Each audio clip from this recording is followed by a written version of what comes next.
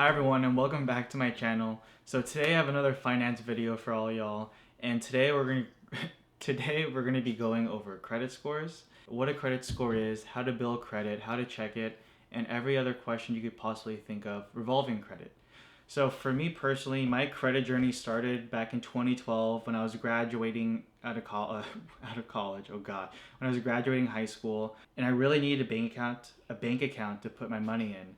So I went to Wells Fargo. I told them I was going to Cal Poly SLO when I wasn't going to Cal Poly SLO. So they gave me a college account and he asked, "Do you want to apply for a credit card?" And I was like, sure. And he said, "Hey, you're probably not going to get it, but it's worth a try."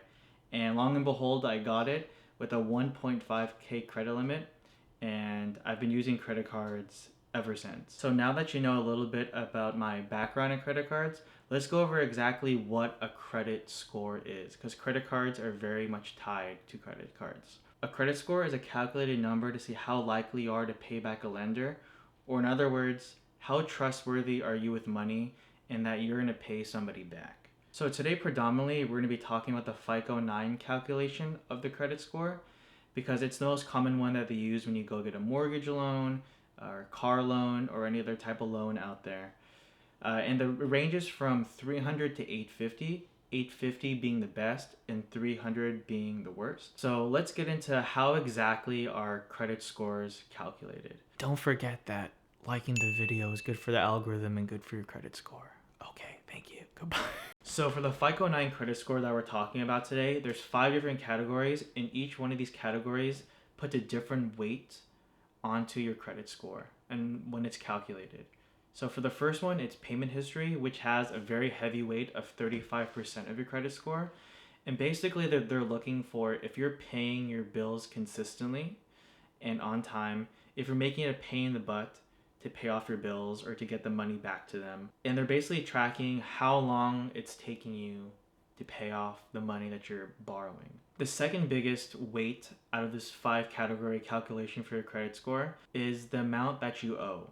You want to keep the utilization of your limit to below 20%, because if you're going towards your max, if you're going over the 20% limit and going up to the 80% limit of your $1,000 limit, aka $800, then they see you as someone who's risky. Just because there's a limit doesn't mean you should go that fast or you should be spending that much money. So the third heaviest at 15% is the length of your credit history.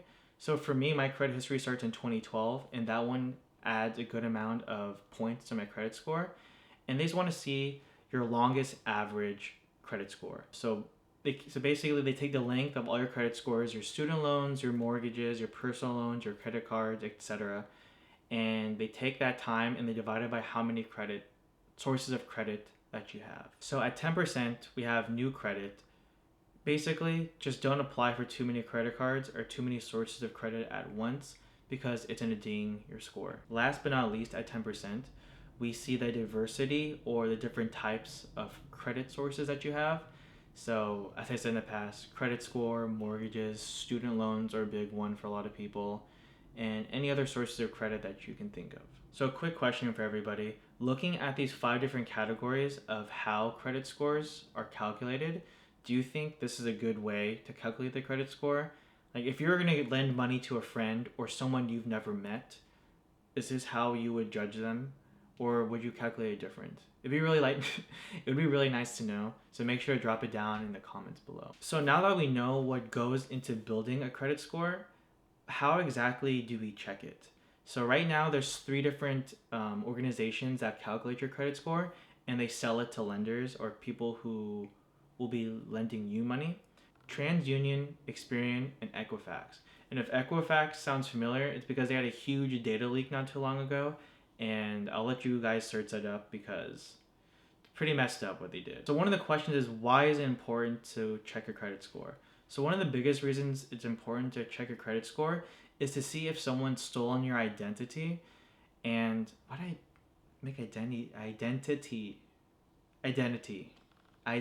The more you say a word, sometimes it doesn't sound real, at least for me. So one of the reasons why to check your credit score is to see if someone's stolen your identity and has opened sources of credit under your name. That's probably the biggest one.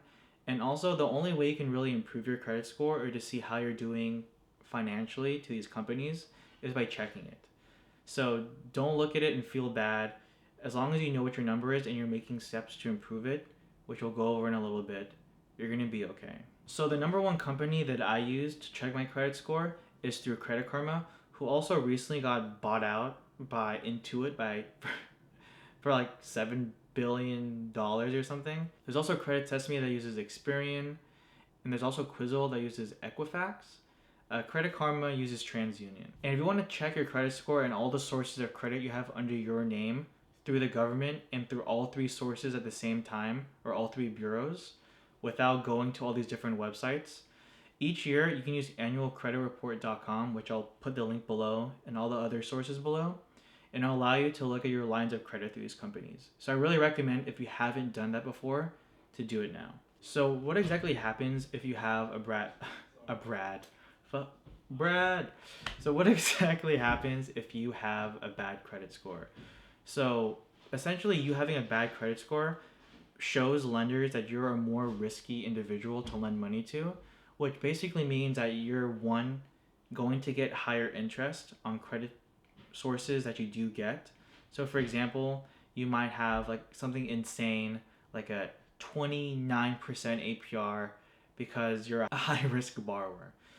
Another one is when you're applying for an auto loan, you're more likely to get something called a subprime loan. So if you see those commercials or hear them on the radio where, oh, you need no credit, come down to Barnes and Noble's car lot to get a car. They're most likely going to give you a car, but they're going to give you like a 28 or 30% APR, which is essentially a subprime loan. And something also I didn't realize before moving out of home was having a bad credit score could affect you getting an apartment or living with somebody else. The apartment company said that if I had a bad credit score, I would have to pay a bigger security deposit because they're unsure if I'm actually going to pay the rent. So now that we basically know that having bad credit is essentially going to make it more expensive for you to borrow money, let's talk about how we can build or repair our credit scores. So you might be starting from square one and have no credit history. You might be coming back from a bankruptcy, or you might just be coming back from paying off some insane debt. So your credit score might be a little bit wonky, but you're going to be okay. It's going to take time, but you're going to get through this. So for those who are rebuilding their credit from a really low score or just starting to build credit and can't get a credit card, I really recommend getting a secured credit card. So a secured credit card is pretty much backed by an initial deposit of you.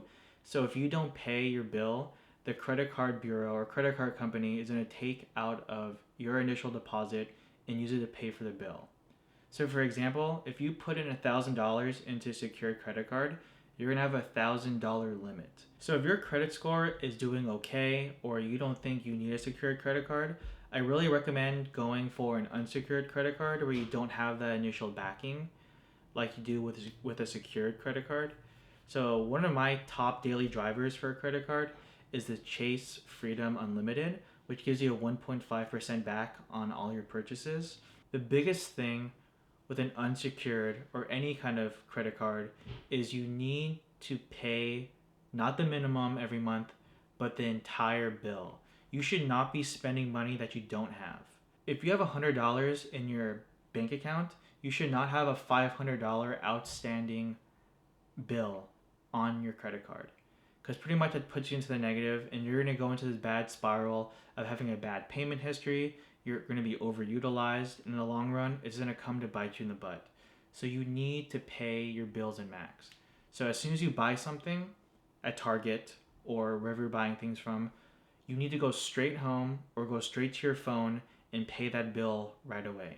So I really recommend putting all your bills on auto pay, or just be on top of it and make sure to pay your bill off as soon as you buy something with your credit card. Another big one is to keep your utilization under 20%. I personally keep mine under 5% just to make sure that I don't get dinged, because I want to make sure my credit score is as high as possible for when I apply for a mortgage loan in the next 1 to 2 years. And last but not least, I'm going to say this a million times in my videos because it's really important. Do not spend more money than you make. I think all personal finance comes down to that exact line or exact statement is you will have good financial freedom in the future if you only spend as much as you make. Ideally, you should be spending a lot less than you make so you have more money to save. And that's everything that I have for you guys today. So thank you so much everybody for watching. Don't forget to like, comment, and subscribe. If you guys have any recommendations for other videos you want to see in the future, please let me know. And yeah, take it easy. I appreciate it. You guys watching.